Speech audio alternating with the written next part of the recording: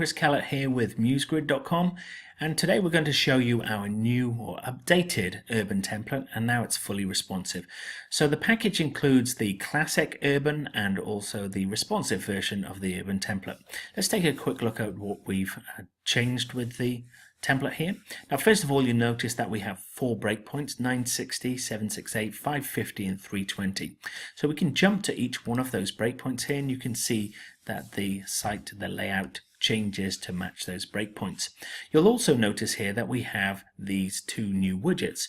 The first is Page Assistant. Now what this does is this adds extra tools to your pages, which includes your Google Analytics that you can put in here, social data so that the pages will have nice information when they're posted to any Twitter, Google+, Facebook, anything that uses OGG data. And then we have the device data. So here you can load up your icons, and we've included an icon generator in the package as well, which we'll show you how to use in a different video, either on the Facebook page or on MuseGrid itself.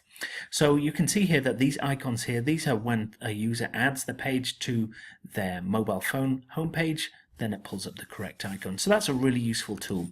The second is the cookie consent widget. Now if your site is mainly accessed in European Union, then this is an essential widget. However, as we're a global economy, you may want to include this in your sites as well. So we've included that, and we've also customized it to match the look and feel of the site. So let's go ahead and preview the site in the browser. Command-Shift-E to open in the browser. And let's load that page up, and you can see that all of our breakpoints are working nicely here, and we have this nice new menu with this blocked off drop shadow on it to make the buttons really pop off the page there, and everything works really nicely.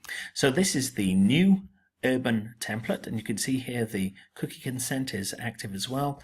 The new Urban responsive template from MuseGrid. Go and download it now.